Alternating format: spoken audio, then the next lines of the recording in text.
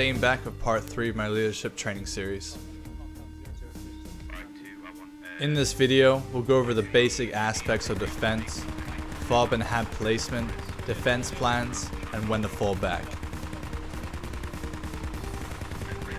In part 2 of my series, we went over what to do on attack, from squad size to platoon size assaults, use of assets and terrain, and CQB procedures. Feel free to check that out if you haven't already, and thank you all for your support. Let's keep the discussion rolling, so post any comments or critiques down below and I'll be sure to read through them. Now, without further ado, let's get started. Jumping into game tactics, I've detailed the different fob types along with their pros and cons. Labeling them types A, B, and C, I wanted to make it clear that each have a different role. Type A would just be a hab, hidden with terrain, and far away from any point of interest. It's best for when you want to move on to a different angle of attack. Now type B needs to be in a defendable location, near a point of interest. Let's say your cap is in a bad location, it's hard to defend, you might have a type B fob on a hill covering that location. You can have that fortified up, mortars, whatever you like. Now type C is simply a fob hab in the cap zone. Hopefully you'll have a good defendable location there, but it's going to be directly on the cap zone. Now it's time for type A, pros and cons. Pros, it's hard to find, and you only need to supply it once. Cons, it's weak on defense, and it has no team assets, excluding a vehicle repair and maybe an ammo crate. On to type B, the pros are, can defend, and it allows team to spawn near a point of interest. You can use mortars, HMGs, big team assets like that. And also when a squad spawns, they can move on to hit the point of interest from different angles. Now the cons are, it can be easy to locate, and depending on the location, it might be hard to defend from every angle. And if you lost the nearby cap, it can leave the fob redundant. Also, it needs more logi supplies. Now lastly, here are type C pros and cons. Our pros, defending the fob means holding the cap. And much like type B, you can have the same assets on the fob. Also, as you're on the cap, sectors to scan will be lower. Now for our cons, much like type B, it's very easy to locate, and depending on location, might be hard to defend. Also, assets are harder to keep up and running, can be overwhelmed. Squads also are not able to move off to decided areas as easily, and needs more supplies, and it's likely that the route would be less safe than a type B. Now I have a preference to type A and type B fobs, as type C is easy to set up, but the cons are vast. It's up to you as a squad lead to choose which type best suits your role. Now obviously, we've all seen fobs that don't fit under the categories of A, B, or C, or might be a mixture between the two. But I'm gonna go out on a limb here and say that those are examples of ineffective fobs. The only effective fob you should have in game is either gonna be a type A, a B, or a C. You don't need to have a mixture between the two, that just makes it less effective. One popular example that I've seen lately is a type A-ish fob, where it's out of the way, hidden, but has a mortar set up there, where it's just obvious to find.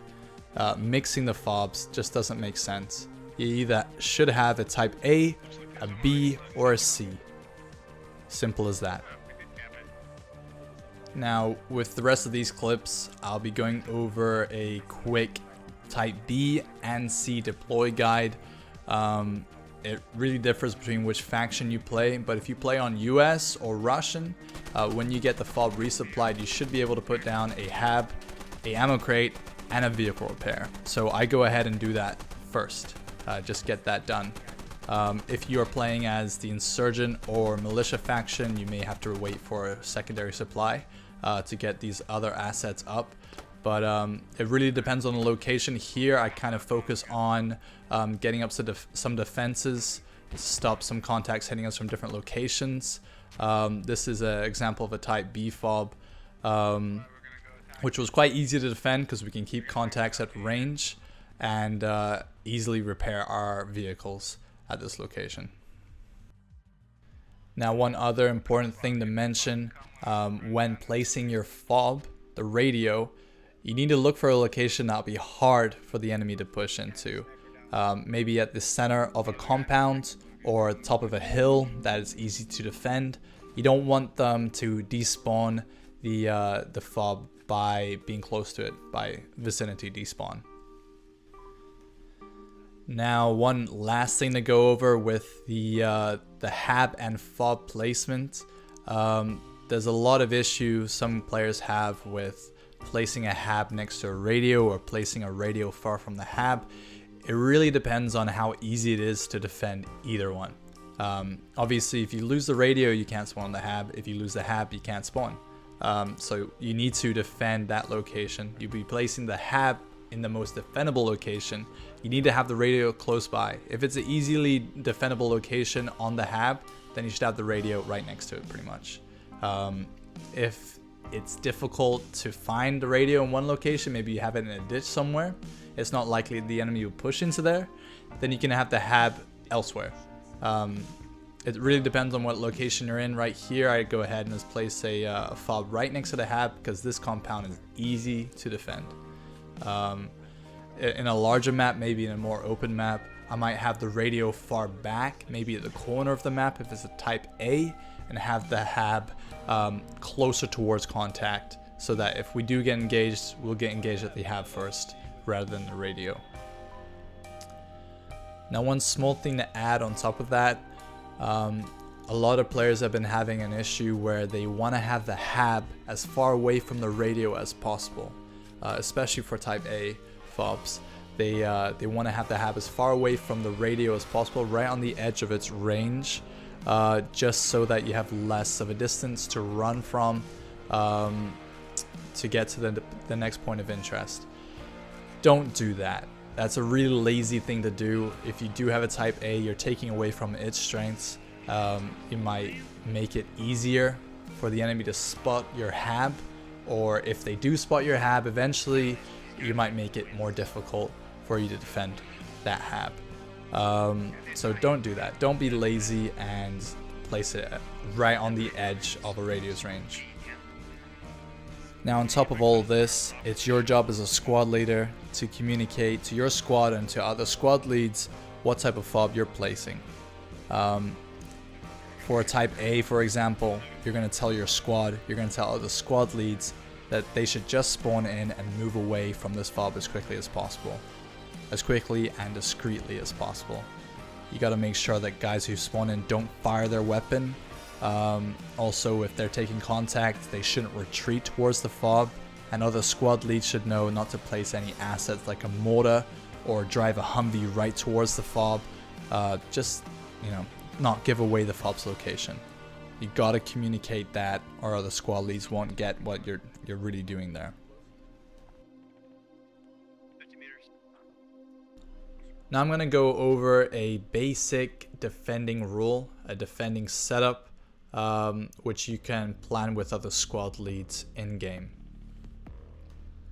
Now, once all aspects of fob and hab placement have been covered, if they're in good locations, you have a type C on cap or type B nearby. You might have a type A set up somewhere. Your spawns are fine. Then you need to think about where you're going to place yourself when defending. First thing to do is have scouts move to desired locations, maybe hilltops nearby that's not directly covered by the fobs, or not easy to cover while on the cap zone. Big games require around 2 squads. I'll say just 2 squads on defense. You have 1 squad on the cap itself, kind of rotating around this cap, making sure all areas around the cap are covered. And then the second squad will be on a wider rotation, checking out where recent contact has been made and just wiping those contacts from the map. You need to have these two squads on rotation, one a tight rotation on the cap zone, and then the second one on a wider spread around the area of interest. So that's simply it for the defense setup. It's a very simple one, and its main benefit is it saves players from boredom. A lot of players don't want to play the defensive role because for most squad leads, they have them just hold on one spot and wait for the enemy to come into contact with them. It's really boring to play like that. Most players don't want to play that role. So to mitigate that, you have your squad. If you're on the cap zone, you'll have your squad check out around the cap zone. They'll have that rotation. They'll check under bridges, they'll check in alleys, they'll check everywhere, clearing constantly for any contact within the cap zone. You'll also have your scouts nearby on locations where they can have an overwatch of the cap zone. And then you'll have the secondary squad on the wider rotation. They're basically, everyone's constantly on attack instead of just held up waiting to be engaged. So that's basically it. For a quick summary, first you'll have your scouts go out to desired locations on hilltops to give overwatch. Then you'll have the first squad, let's call it Squad Alpha, will have the small rotation on the cap zone, and then Squad Bravo, the secondary squad, will have the wider rotation on the point of interest, checking out the whole area, maybe going even past the scouts, checking out that whole area. You can have vehicle assets, whatever. So that's the basic setup for defense. So here is a perfect example of that defensive setup. This clip is from a recent Squad Ops event. I was commanding, but I went down early on during the round, and my buddy Jack Reynolds went ahead and took over. What he went ahead and did was have a squad on a wide rotation around the point of interest, and that squad came into contact with this small enemy squad, doing a lot of damage. Having your squad on that wider rotation, as you can see, is really useful to find enemy targets and go ahead and flank them later on. So with these clips, you'll see exactly what happens to the invading US faction. Pretty devastating.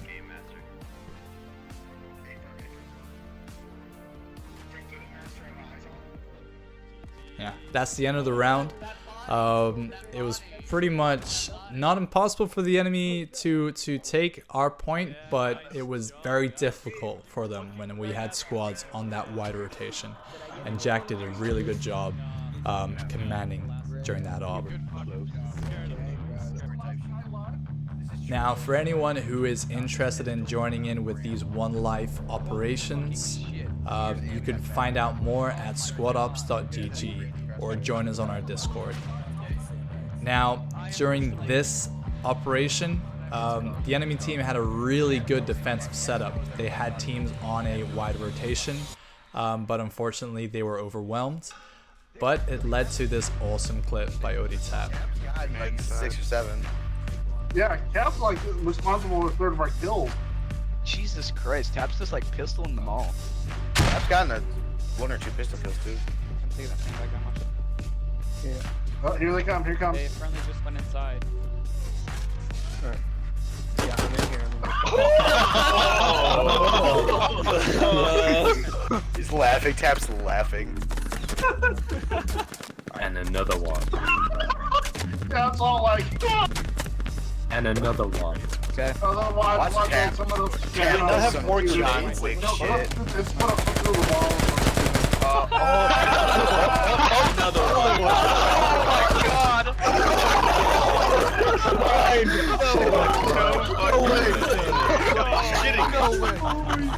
Oh man. No. GG's. GG, guys. Fucking epic. Alright, clear cop. You Clear. have get 11? Squadly, enemy hab on orchard. Enemy hab on orchard. What the f? Now our last topic for this video will be when to fall back. I've noticed a lot of squad leads have trouble deciding when's best to fall back. You can see this quite simply when you see squads still on points that are uncappable or defending squads near points like that. So simply, here's a list. If you're back capped, you should fall back.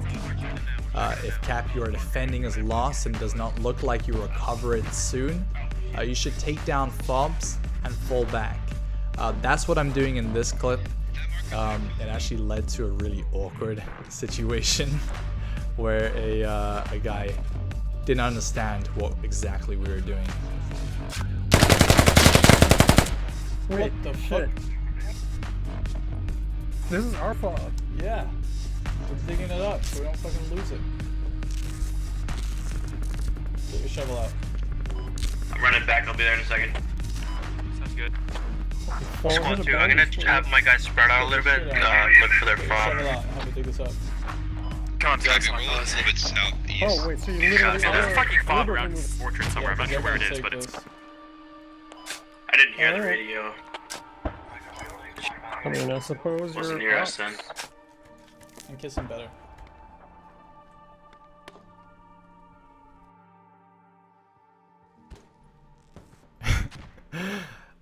Yeah, okay, so going down the list again, if you're assaulting a hard point alone, you should fall back. If you've lost your type A fob, let's say a squad's on a wide rotation around their defensive flag and they've taken out your type A, the one that's not meant to be found, then you should fall back. If you've lost your rally point, you should fall back. If both medics go down, here's a big one, if both medics go down, then you should fall back. If you've been outflanked by another squad, or if there's more assets, then you should fall back. If there's anything I've missed with falling back, I'm sure there's more, then go ahead and comment it down below. Yeah, I'm pretty sure there's a lot more. There's different reasons why you might fall back, but that's the main list I can come up with.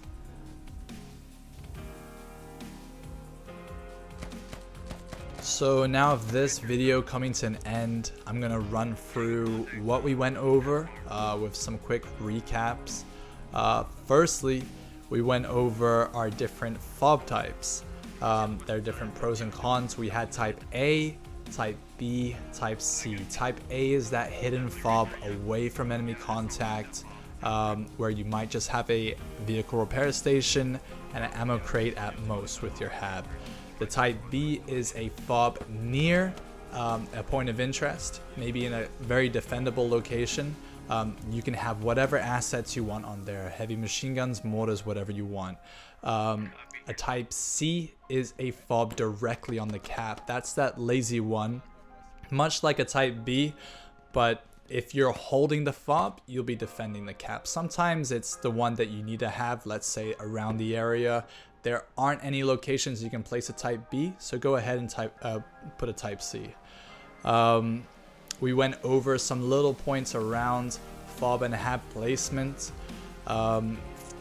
Then we went straight over into a defensive type role, which you might place your fobs in a wide rotation, the tight rotation. This is the defensive setup. And then we went into when to fall back. I had a small list there of the main reasons why and when you should fall back. So with any of those topics, be free to comment on them, critique them, let me know if I'm wrong in any area or anything I should add. This is all really about starting discussion on how to squad lead better. I will be going into more advanced tactics in my next parts, but I hope you enjoyed this part 3, and thank you all for joining me. This is Satan, and I'll see you in the next one.